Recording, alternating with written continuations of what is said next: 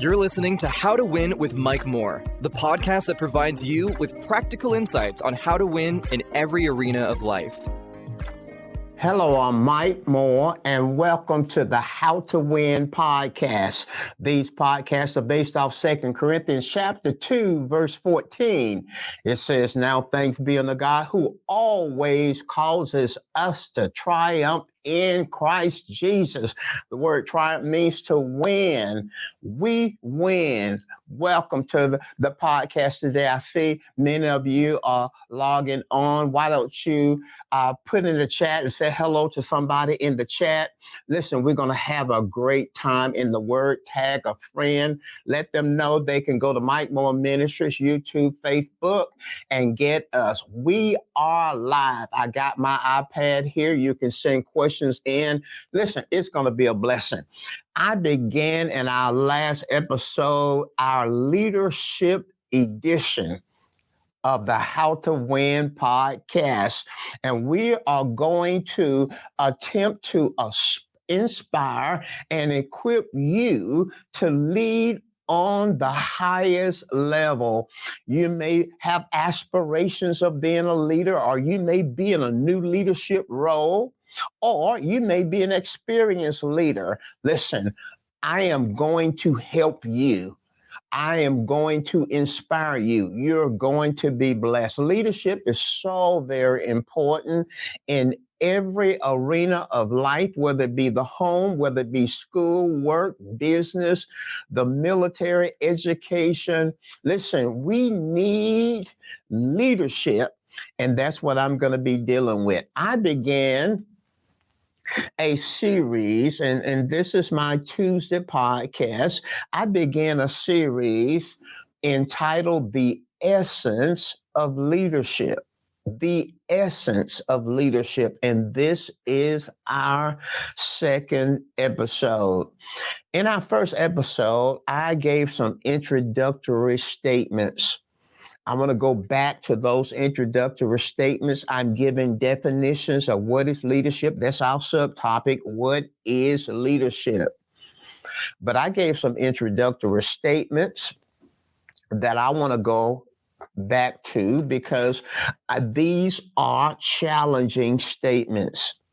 Statement number one, it is possible to have a title and not know who you are. Think about that for just a moment. It is possible to have the title of leadership and not know who you are. Second statement, it is possible to have a role and responsibility and not know what you are doing. And I gave illustrations in my own personal life. I pastored for 42 years and 8 months. And listen, God did some amazing things, but I'm not just going to talk about the amazing things. We're going to look at the good, the bad, and the ugly, because I don't want you to make some of the mistakes that I made. But listen, there were years when I had the role and I had the responsibility, but I didn't know what I was doing. My third statement, many people in leadership positions are not leaders, they're managers. Many people in leadership positions are not leaders, they are managers. And I said in our first episode that it will sound like I am giving management a bad rap. Listen, I understand the importance of good management, but there is a difference. It is possible, my next statement, it is possible to be a good manager and a poor leader. A good manager and a poor leader. Final question. What is the difference between leading and managing?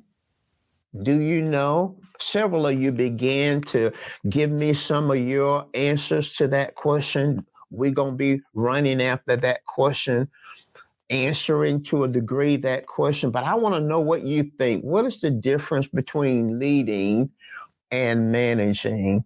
The reason why I'm emphasizing leadership over management is because I believe that we have been conditioned to have a management DNA. We have been conditioned. The pendulum has gone to one side, and now I am trying to move that pendulum back over to where it belongs. Organizations don't grow through management. Management will keep things intact, stable, but organizations, ministries don't grow through management. They grow through leadership. And we've been conditioned to manage. We were in homes guided by parents who were managers. Then we went to school, and some of our teachers were managers. And then we went to college, and we never heard a lesson on leadership. And then we were taught to manage in our employment settings. So we know the management side, but I believe that we need a paradigm shift, and that's what I'm attempting to do. I tell you something else. I thought about this after I did the lesson. I believe that we have confused leaders with outstanding performers. I think we say often that person was a leader in their field, a leader in this field, a leader in this arena. And in many cases, they were outstanding performers. And there is a difference. So, what is leadership? I'll go back to our first definition, and you can go back to Mike Moore Ministries, and you can hear the first definition because I spent quite a bit of time talking about it. But our first definition of what leadership is the art of inspiring people to do something with the focus on people. And boy, I spent the whole session on that. It was powerful. You need to go back and look at that. But let's look at number 2. What is leadership? What is it? Can we wrap our minds around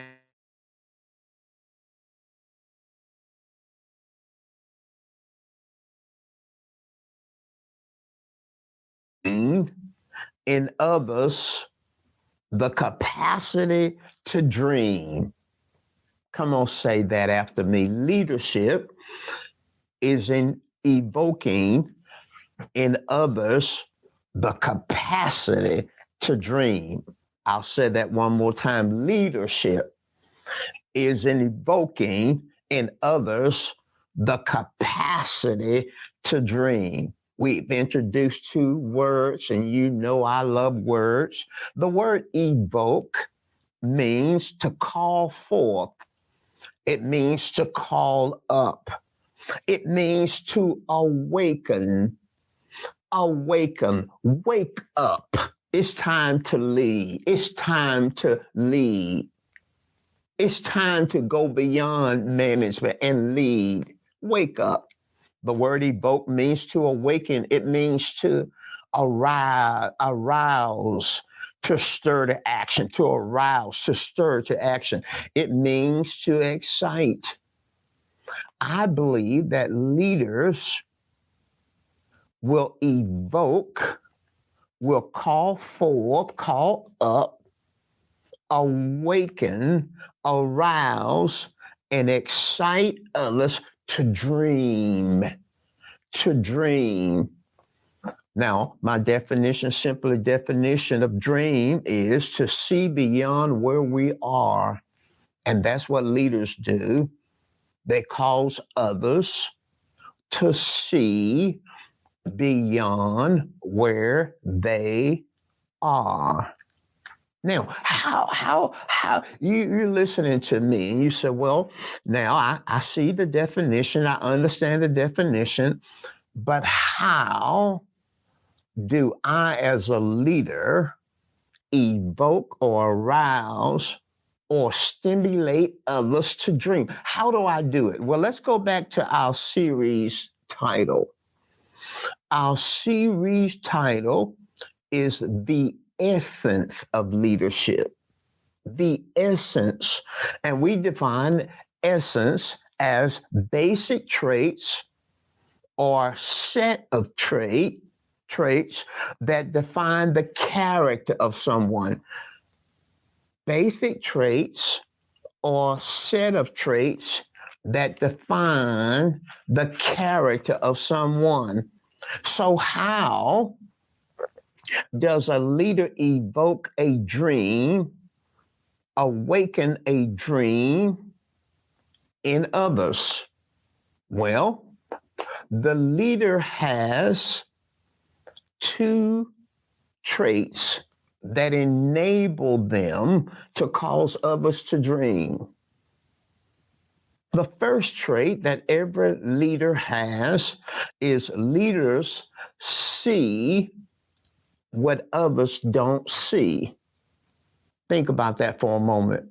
Leaders see what others don't see, both in people and in situations. And we're going to look at situations in one of our definitions, but we're emphasizing the people side. The people side. Leadership is about people. So leaders see what others don't see in people. Boy, that's powerful there.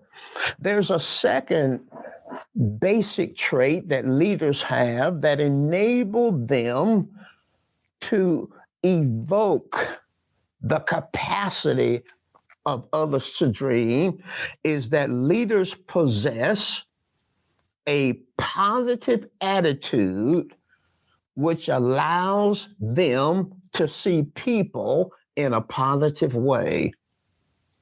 Wow. Let's think for a moment. And remember, I'm going to give you a proof text. Our leadership edition, it's based off biblical principles. So we're going to go to God's word and we're going to see everything that I'm saying, but I want to set it up first.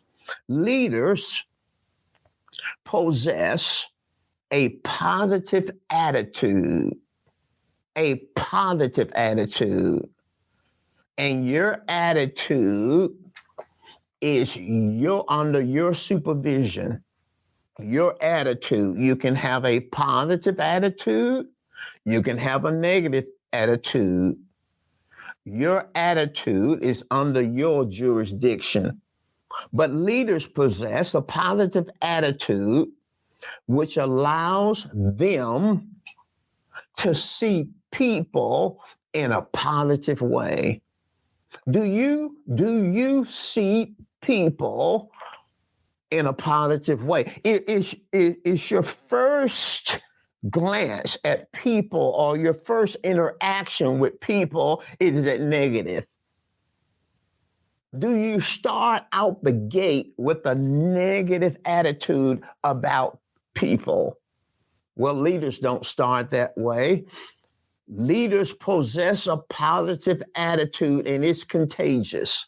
They possess a positive attitude that enables them to see people in a positive way. Now listen at this.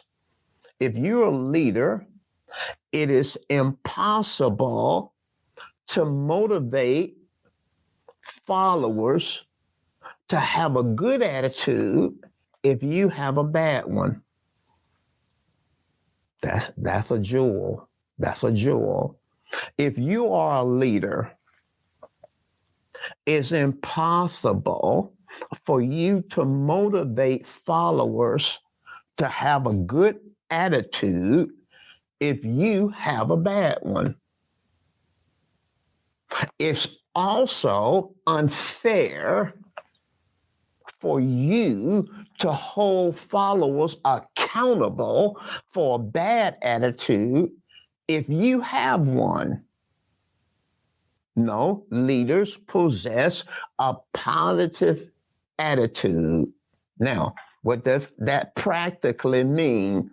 They look for potential in people in whom one cannot find anything to celebrate. Boy, there's some powerful insight here.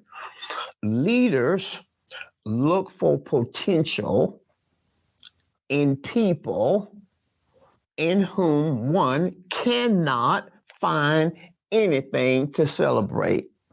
Will you say that differently, Mike? Yes, I will. I'll say it differently. Leaders see diamonds before they sparkle. Leaders see diamonds before they sparkle. Now, when mined from the earth, when diamonds are mined from the earth, they look brown, cloudy, like sparkless rocks. Brown and cloudy, sparkless rocks.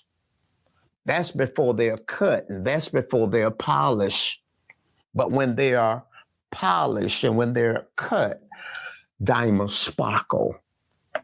Well, anyone can say, oh, yeah, that person, they see this on that person and they like this on that person. But leaders see what others don't see. They see diamonds before they sparkle. Now, let's get in the word. Let's get in the word. I want to give a proof text of the things that I've said. A proof text of things that I've said, statements that I've made. We're going to look at Judges chapter 6 and look at 3 verses. Judges 6, verse 12, 14, and 16. And I want you, along with me, to see God our Father as a leader, because he's going to be speaking. We're going to learn from God because he's the ultimate leader. In this text, we have a follower. The follower is Gideon, and Gideon is sparkleless. He's a diamond, but he has no sparkle. Now, notice what the text says. Now, remember, God is a leader. We're going to learn from him. Gideon is a follower. Verse 12, it says, well, the scripture says in Judges 6:1, the very first verse, it says, and Israel did evil in the sight of the Lord, and they were delivered over into the Midianites. And that was the pattern of Israel in the Old Testament. They would follow God for a moment, and then they would rebel, follow after other gods, and then they would be delivered over to enemies. Well, in this chapter, in this case, they were delivered into the hands of the Midianites, and the Midianites would come down on the land and strip the land and steal the cattle and the sheep and the goats and all the animals, and they would destroy their crops. And the people of Israel were so oppressed that they were hiding out in the mountains and in the caves. They had been driven to starvation. Gideon is hiding in a wine press. He's threshing wheat, hiding from the enemy. And the angel of the Lord, God sends an angel on the seat. He's sitting on the tree, and he brings a message to Gideon. And this message is from the greatest leader of all times. It's from the Father God. And God says to Gideon, the Lord is with you, you mighty man of valor. That's verse 12. Verse 14, go in this might, and you shall save Israel from the hand of the Midianites. Verse 16, surely I will be with you, and you shall defeat the Midianites as one man. So we have this great leader, the Father, comes on the scene, and he has a follower. And this follower, Gideon, is an uncut, unpolished diamond. We know that he's unpolished. We know that he's uncut by his reply, by his response. God speaks to him and he says, I'm with you. And then Gideon replies, well, if you were with us, if the Lord is with us, why is all this stuff, this bad stuff happening to us? Why have you forsaken us? And where are the miracles? Where are the miracles? Our fathers talked to us about miracles, how you brought the people out of Egypt. Where are the miracles? We have no miracles. You've forsaken us. He's an uncut, unpolished diamond, but God is a leader. And we know he's a leader because as a cut, polished diamond, Gideon will lead 300 men and defeat 135,000 soldiers. That's the evidence of leadership. That's the proof. That's the proof in the pudding. You know you're a leader and you're leading when your interaction and your influence on others cause them to become leaders. That's the real proof. That's the proof. You see, you can be a manager and get things done and never grow people, never develop leaders under you. When you're not in place, you're on vacation, or you're sick, or you resign, or you retire, everything falls apart. Because managers create managers, but leaders create leaders. But let's look and see how God evoked in Gideon the capacity to dream. Let's see how he did it. In the 12th verse, he says, the Lord is with you. You are. Now notice that. The Lord is with you. You. The focus is on you. You. Now, I was shaving this morning, had shaving cream on my head and all on my face. And right while I was shaving, the Spirit of God quickened something to me. And I, right in the middle, didn't wipe anything off my face. I ran to my Bible and he wanted me to look at the text, look at these 3 verses, 12, 14, and 16. And he wanted me to see that the word you is mentioned 6 times in 3 verses, 6 times you. So God is saying to Gideon, first, I see you. I see you. I see who you really are. You're a person. I see that you are a person. That's who you are. You're a person. You're not a tool. You're not an instrument. You're not a vehicle. You're not a machine. You're not a cog in the organizational machine. No, you are a person. Leaders see people. Managers see things. Managers see budgets. Managers see workflow. Managers see time management. They see goals. They see statistics and the status report and they see things. But God says, Gideon, I see you. And true leaders see people. Now, think about it. People have needs. People have desires. People have concerns. People have interests. People have aspirations. And people have issues. God says, Gideon, I see you. I see who you really are. You're a person. You're not just a thing for me to use. Leaders ask people questions.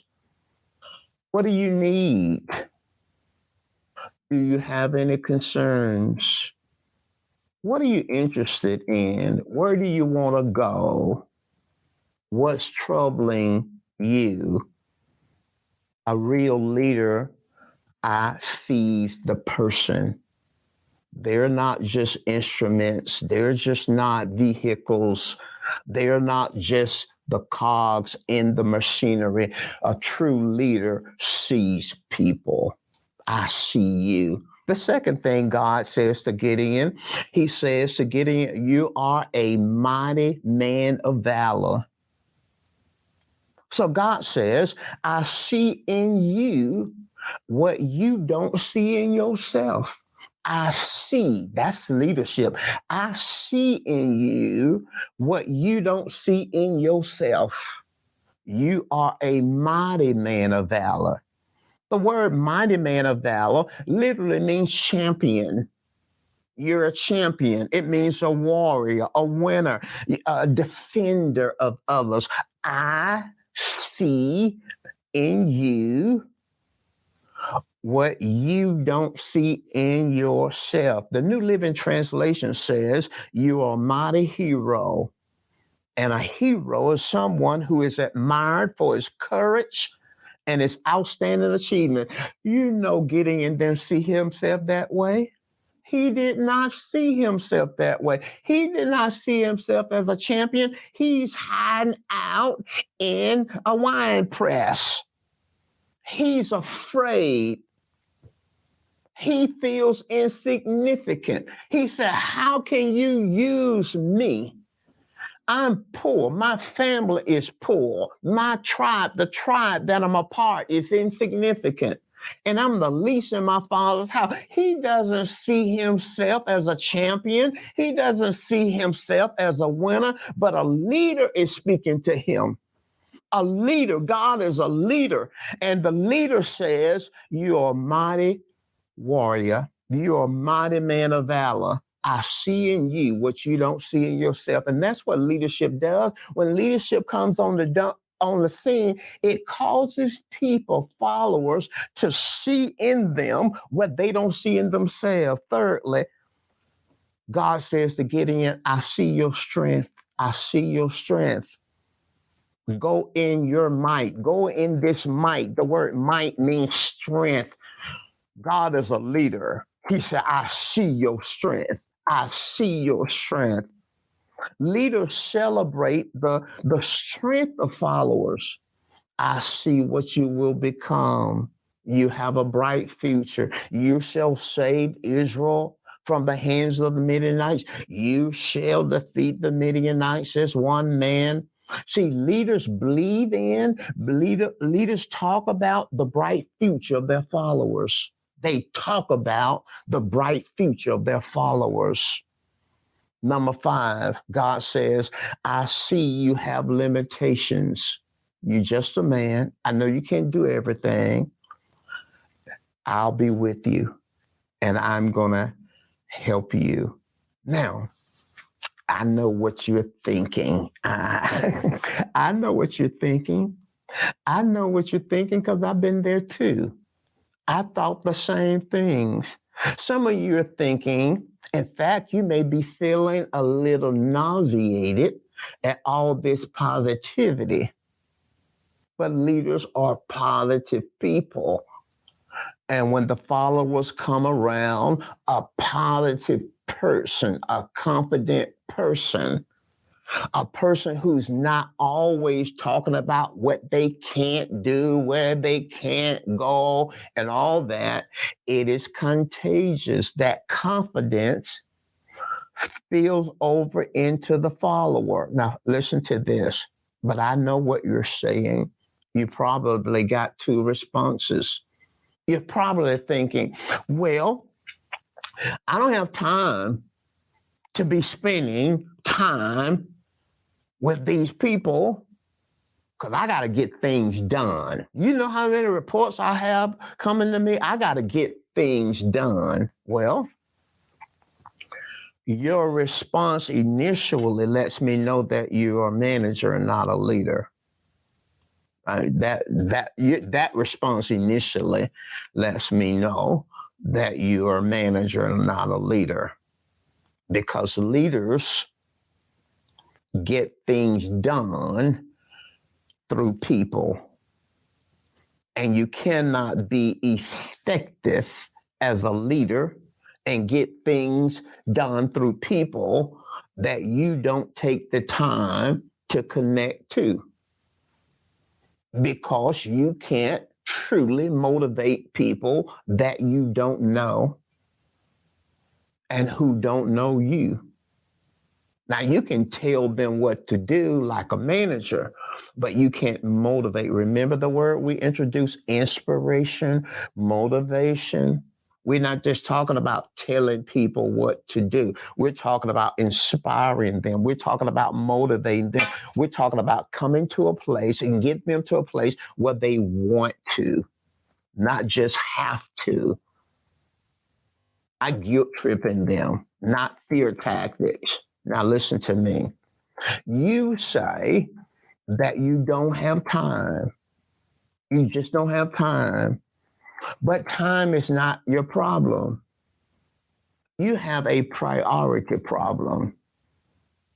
You don't have a time problem. You have a priority problem, because it really may not take as much time as you think. It may not take as much time to just have a personal conversation with people that are working under you. A personal, how are you doing? What's going on with you? How is your family? It may not take as much time. I was watching the championship college football game last night. Georgia defeated TCU. And the commentators, the announcers were talking about Kirby Smart, the coach. And they were talking about how could this man get this many people, and there's at least 60 players on a team. How could he get this many people on the same page? Because you don't have time. You got 5 folk following you. Okay, now watch this. And one of the things that the announcer said about him, and it just jumped out at me, he said relationships. He said relationships. He talked about how he connects with the players. Well, naturally, he ain't spending all day with each player, but somehow he understands that connecting with the players is the key to motivating them. So you don't have a time problem. You have a priority problem. Now, I know there's something else you may be thinking, and I want to deal with that before I close. And I got my iPad here. If you have any questions, I want you to send your questions in. I got my iPad there. And in fact, before I get to that, I want to ask you some questions. What stood out to you today?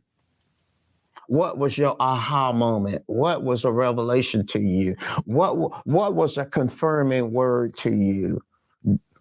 How will you act on what you heard? How will you apply? Is there anything you need to change?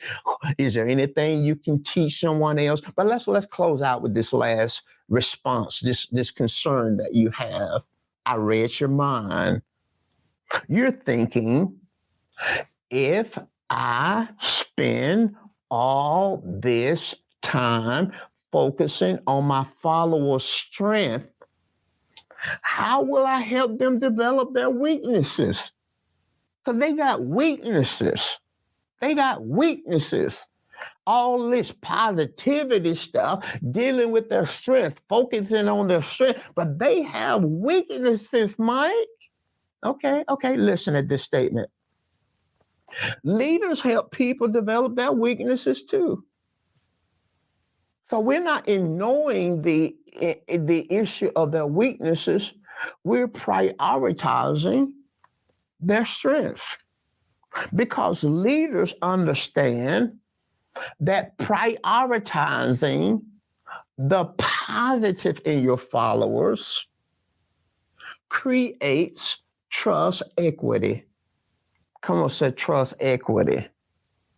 If you focus on the positive, spend most of your time speaking good and positive over your followers, talking about their strengths and not spending all your time talking about they weak at this, they can't do this, you need to do this. Leaders understand that you need trust equity. In other words, if you're a follower, and that's what God did, in that passage, he didn't say anything about Gideon's weaknesses, and we know he had them. God knew he had them. But God was developing trust equity. When you develop trust equity, when your followers know you care about them, and because when you're highlighting their positives, they realize you care about them. When you focus on them as people and not tools to be used, then they have the confidence that you care about them. So now you have the trust equity. So when you come in and talk about their weaknesses, they're willing to listen because you have gained trust equity. Say it, trust equity. Trust equity. Followers need to believe that you care. And I'm going to talk about that in one of my other definitions. I'm going to get into that issue of care. Now, I want to look at your questions or comments that you have. Here's a question. Do you think most leaders are concerned about themselves more than they are about those under them? Great question. Great question. I've got my second definition and my third definition. This was the second definition. The second definition, the third and the fourth definition are connected. They're connected.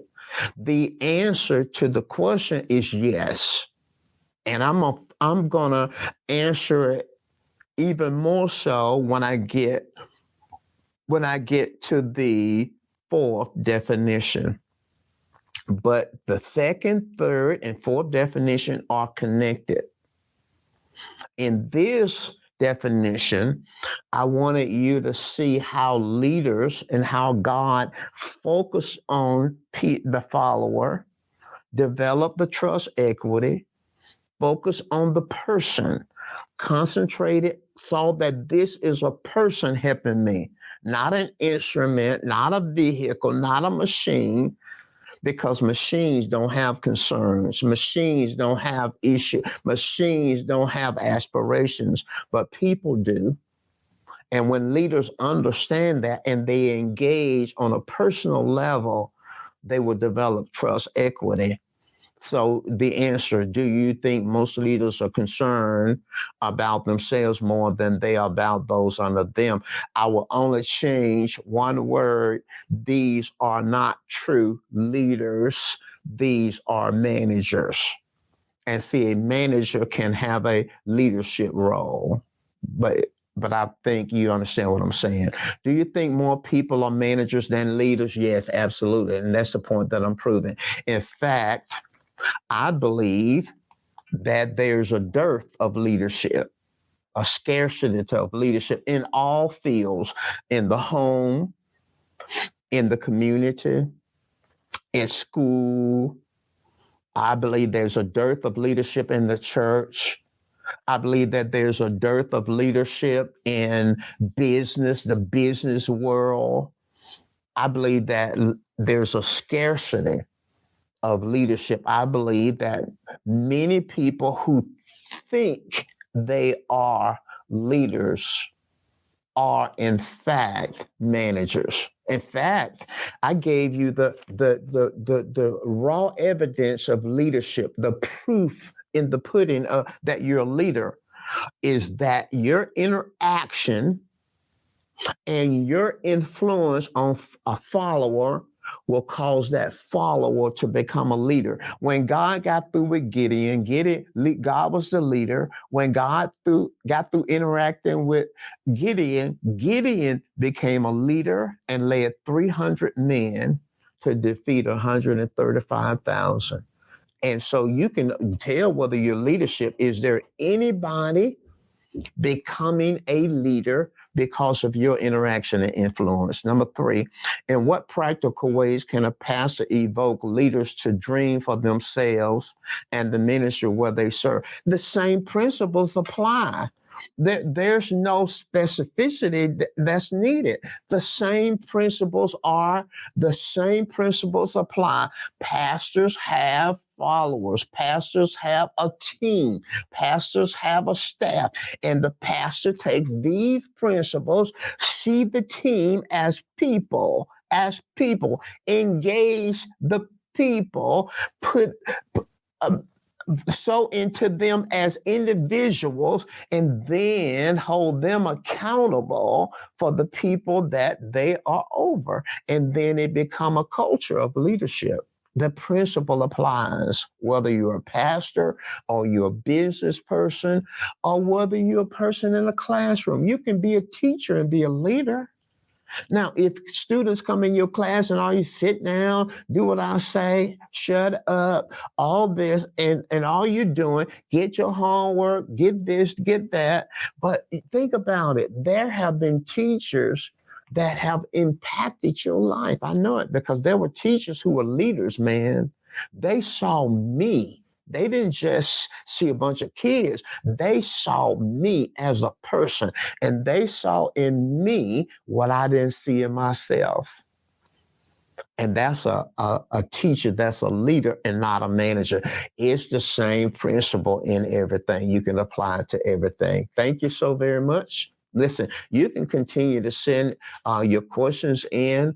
I always go back and I look at some of your comments, the comments that you're making. That's how I knew that some of you have been giving your insight to the difference between leadership and management. And now remember, you can always disagree with anything I say, as long as you know why you're disagreeing.